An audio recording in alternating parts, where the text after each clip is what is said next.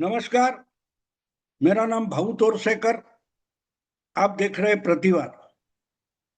दोस्तों, आपकी कोई पहचान होती है। अब जो एसआईआर वगैरह चल रहा है उसमें क्या पूछा जाता है? आप कौन हो? आपके पिता कौन है? आप कहाँ के रहने वाले हैं? आपका नाम क्या है? ये सारी चीजें आपकी पहचान होती है।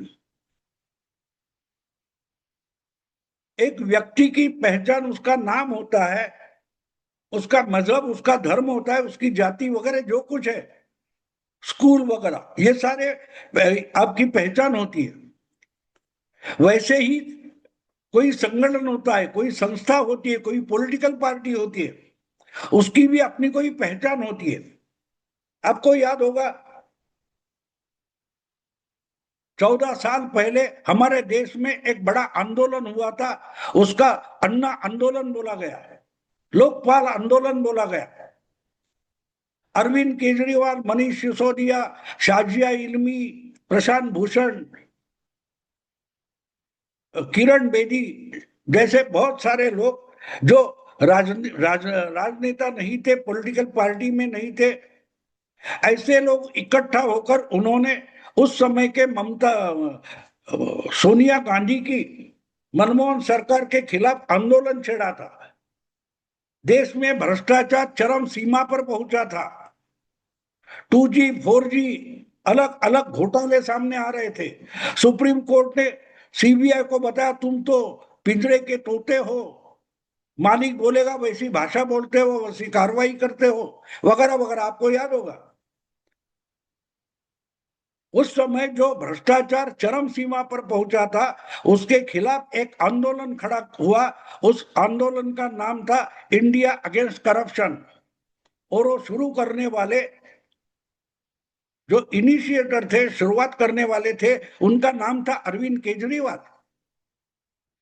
उन्होंने हमारे महाराष्ट्र के अन्ना हजारे को लेकर गए और जय जंतर मंतर और रामलीला मैदान पर हंगर स्ट्राइक पर बिठा दिया।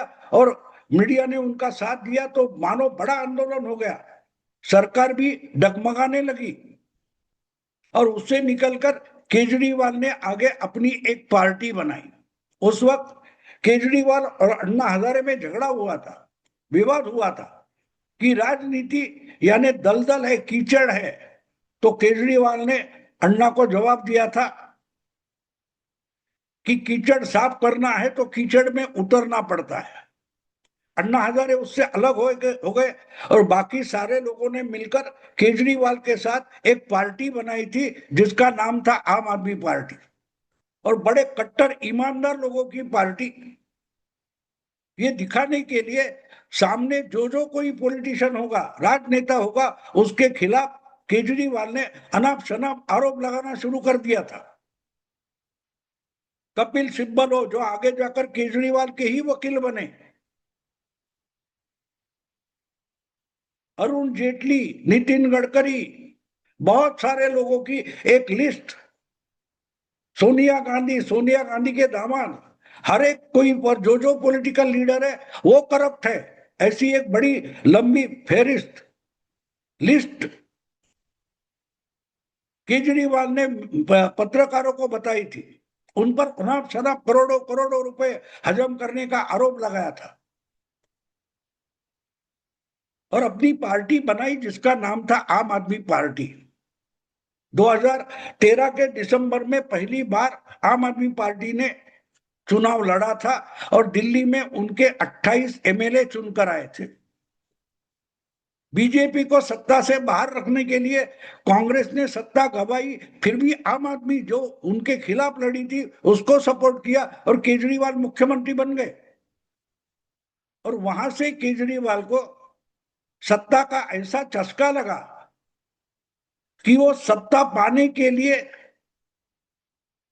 नंगे होने के लिए भी तैयार हो गए। आगे चलकर उन्होंने ही लालू के साथ हाथ मिलाया, ममता के साथ हाथ मिलाया, सोनिया गांधी के साथ हाथ मिलाया, कपिल सिब्बल के साथ हाथ मिलाया, लेकिन वो अपनी पहचान भूल गए। अभी भी वो बोलते हैं कि मैं, मेरे जैसा कोई कट्टर ईमानदार है नहीं। लेकिन जितने आरोप कम से कम समय में एक पॉलिटिशियंस पर लग सकते हैं, वो सारे आरोप केजरीवाल पर लगे, उनको जेल में जाना पड़ा। अभी भी बहुत सारे केसेस चल रहे हैं, जमानत पर बाहर है, लोगों ने उन पर विश्वास किया, 2 बार उनको सत्ता बहाल की। दिल्ली में 70 में 67 और 63 ऐसे 2 बार उनके एमएलए चुनकर आए। जो केजरीवाल बोलते थे हमें सत्ता चाहिए जनता समाज बदलने के लिए, ना हमें बंगला चाहिए, ना गाड़ी चाहिए, ना ये चाहिए, ना सुविधा चाहिए, वो शीश महल बांध बैठे 10 साल में और कुछ नहीं किया। आम जनता के लिए उन्होंने कुछ नहीं किया, लूटा लूटा लूटा। मानो एक तरीके से वो लूटने का प्लान बनाकर ही राजनीति में आए थे। आज वो पहचान उनकी पार्टी में टूट हुई है, तो उनके एक बड़े निकटवर्ती नजदीकी सहयोगी नेता राघव चड्ढा बोल रहे कि केजरीवाल जो भ्रष्टाचार करना चाहते थे उसका मैं हिस्सा नहीं बनना चाहता था, इसलिए मैं आम आदमी पार्टी से अलग हो रहा हूं। क्या अजीब बात है। देखो, जो पार्टी देश के पॉलिटिक्स में भ्रष्टाचार है उसको निपटने के लिए बनी थी, उसके सबसे बड़े नेता पर उसका ही सहयोगी आरोप लगा रहा है कि केजरीवाल जिस ढंग का भ्रष्टाचार करना चाहते हैं मैं उसका हिस्सा बनना नहीं चाहता, इसलिए उनसे अलग हो रहा हूं। इसका मतलब समझते हो? केजरीवाल की जो पॉलिटिक्स में सार्वजनिक जीवन में एक पहचान थी उस पर ही कलंक लग चुका है। केजरीवाल की कट्टर ईमानदार ये जो प्रतिमा थी, पहचान थी, उस पर काली पोछी गई है। और फिर भी ये बेशर्म बोल रहा है कि हम तो कट्टर ईमानदार हैं। मोदी जी, आपको याद है 1.5 साल पहले यही इंसान दिल्ली के चुनाव में भाषण करते वक्त बोल रहा था हम तो कट्टर ईमानदार है, मोदी जी आप हमको दिल्ली में हरा नहीं सकते, इस जन्म में हरा नहीं सकते, आपको दूसरा जन्म लेना पड़ेगा, वगैरह वगैरह। वो पहचान केजरीवाल की आज खत्म हो गई है। केजरीवाल खुद भूल गए उनकी पहचान क्या है। जो इंसान बोल रहा था कि हमें आम जनता का जीवन बदलने के लिए सत्ता चाहिए, ना बंगला गाड़ी चाहिए, वो आज दिल्ली की सत्ता गंवाने के बाद उनकी ही पार्टी का पंजाब में सरकार है, तो पंजाब सरकार के बंगले कब्जा कर कर बैठा है। दिल्ली में भी अपनी पार्टी के दूसरे जो एमपी है उनको सरकार ने दिए हुए बंगले मनीष सिसोदिया और केजरीवाल कब्जा कर कर बैठ गए। इतनी बेशर्मी है। पंजाब सरकार के काम के लिए जो हवाई जहाज है वो लेकर केजरीवाल घूम रहे, जो पंजाब के कोई नागरिक तक नहीं है। इतनी बेशर्मी आती है जब आप अपनी पहचान खुद ही साफ कर देते हो, पोछ डालते हो, मिट्टी में मिला देते हो। एक नमूना मैंने आपके सामने पेश किया और दूसरा नमूना अब उसी रास्ते पर आगे आगे बढ़ रहा है जिसका नाम है ममता बनर्जी। 15 साल पहले, यानी केजरीवाल और उनका आंदोलन शुरू होने के 2 साल पहले, 1 साल पहले बंगाल में भी क्रांति हुई थी। 34 साल से वहां सलगता से चल रही लेफ्ट फ्रंट की वामपंथी गठबंधन की जो सरकार थी उसको ममता दीदी ने चैलेंज किया था और उनकी स्लोगन थी मां माटी मानुष। बंगाल की कल्चर, बंगाल की संस्कृति सुरक्षित रखने के लिए वामपंथियों को हटाना जरूरी है, ऐसे कहते हुए ममता दीदी कमर कस के चुनाव के मैदान में उतरी थी और उनकी स्लोगन थी मां, माटी और मानुष। यानी बंगाल का मानुष, बंगाल का मानव नागरिक, बंगाल की मिट्टी जिसको अमर सोनार बंगला आदेश बोलते, बंगला बोलते, यानी बंगाल की जमीन ही सोना है, ये एक समय बोला जाता था। तो बंगाल की माटी, बंगाल का मानुष और बंगाल की माँ, मां का मतलब क्या है? बंगाल की बेटी, बंगाल की महिला जो वामपंथियों के सरकार में सत्ता काल में सुरक्षित नहीं रही, तो बंगाल की महिला, बंगाल का इंसान और बंगाल की मिट्टी, इनको सुरक्षित रखने के लिए मैं मैदान में उतरी हूं। मुझे सत्ता चाहिए तो मेरे लिए नहीं चाहिए, मैं तो हवाई चप्पल पहनकर चलती हूं। ये कहना था ममता का। क्या आज वो पहचान ममता की बची है? नहीं बची। दोस्तों, इस चुनाव में एक महिला उम्मीदवार है बीजेपी की, जिनका नाम है रत्ना देवनाथ। आपको मालूम है रत्ना देवनाथ कौन है? रत्ना देवनाथ एक ऐसी दुर्दैवी महिला है कि जो चुनाव में उतरी है लेकिन बोलती तक नहीं, सिर्फ लोगों से मिलती है, घर घर जाकर, मोहल्ले में जाकर, अलग अलग इलाके में जाकर वोटर से, महिलाओं से मिल रही है। और उसे मिलने वाली हर महिला उसका सूखा हुआ दुखी चेहरा देखकर रो पड़ती है, क्योंकि इस महिला रत्ना देवनाथ के आंख के आंसू सूख गए। 2 साल हो गए, उसकी बेटी का बलात्कार हुआ। आरजी कार नाम का जो मेडिकल कॉलेज है, अस्पताल है, वहां रत्ना देवनाथ की बेटी डॉक्टरी पढ़ रही थी। उस पर एक सामूहिक बलात्कार हुआ और बलात्कार के बाद उसकी हत्या कर दी गई।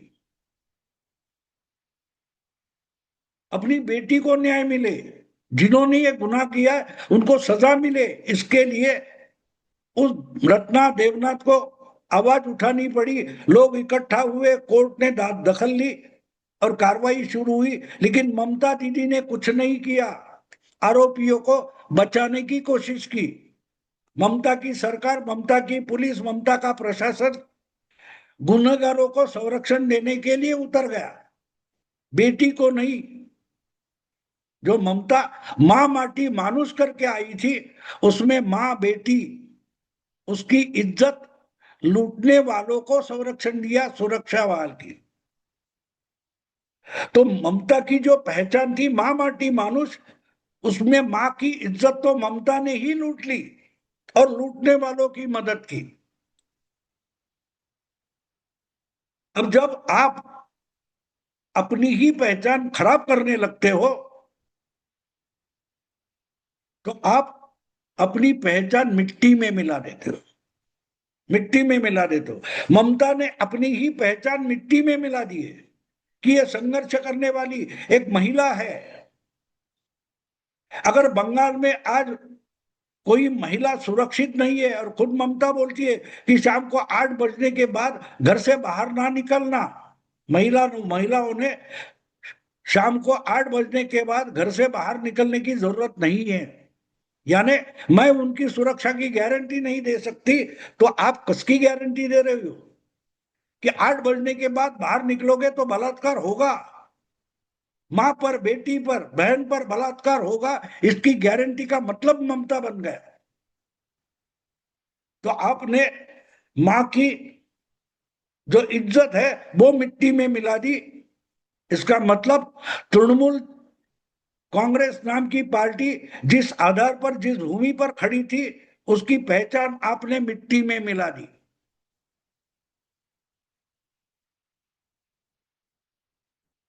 जिस विश्वास से लोगों ने आपको वोट दिया था, उसमें मां रत्ना देवनाथ नाम से घर घर घूम रही है, रोती हुई घूम रही है, रोती फिर रही है, मां रो रही है, और तृणमूल मिट्टी में गई है। तो मां और माटी का मतलब समझे आप? ममता ने मां को भी इज्जत किया और अपनी पहचान, पार्टी की पहचान, पॉलिटिकल पहचान मिट्टी में मिला दी, माटी में मिला दी, और बचा मानुष। तो दोस्तों, दुनिया उम्मीद पे कायम है ऐसा बोला जाता है, और मानुष तो उम्मीद का पुतला होता है। जब चारों ओर से कोई आधार नहीं होता, कोई आशा नहीं रहती, होप नहीं रहता, उस वक्त मानुष जाग जाता है। मनुष्य जो है वो जाग जाता है, वो दूसरे किसी पर भरोसा नहीं करता, खुद कुछ करने की कोशिश शुरू कर देता है, हाथ पैर हिलाना शुरू कर देता है, कुछ करने के लिए निकल पड़ता है। आज बंगाल का मानुष निकल पड़ा है क्योंकि उसको मालूम है कि ममता की राज में हिंदू मानुष बंगाल में सेफ नहीं रहा है। खुद ममता बोल रही है कि अगर मैं बीच से हट गई तो दूसरी साइड है वो हिंदुओं को खा जाएगी, मार डालेगी। इसका मतलब ममता बोल रही है पश्चिम बंगाल का बांग्लादेश हो जाएगा। तो मुझे रखो, मुझे सत्ता में रखो, ताकि आप कुत्ते जैसी जीवनी जी सकते हो। तो ममता को रखो और जानवर बन जाओ, पशु बन जाओ। तो उसको नकारने के लिए जो बंगाली मानुष खड़ा हुआ है वो ममता को हटाने वाला है। बंगाली मानुष जाग गया है, उसने तय किया है कि तृणमूल को मिट्टी में मिलाएंगे और मां की इज्जत बचाएंगे। तो जो स्लोगन, जो पहचान ममता की थी, वो ममता ने मिट्टी में मिलाई है। लेकिन बंगाली संस्कृति माँ, माटी और मानुष की इज्जत करती है। वो फिर से प्रस्थापित करने के लिए हमने पहले चरण का वोटिंग हुआ वो देखा है, तो उसका परिणाम भी देखे 4 तारीख को। मैं रुकता हूं। अगर वीडियो पसंद है तो लाइक कीजिए, शेयर कीजिए और प्रतिवाद को सब्सक्राइब कीजिए। नमस्कार।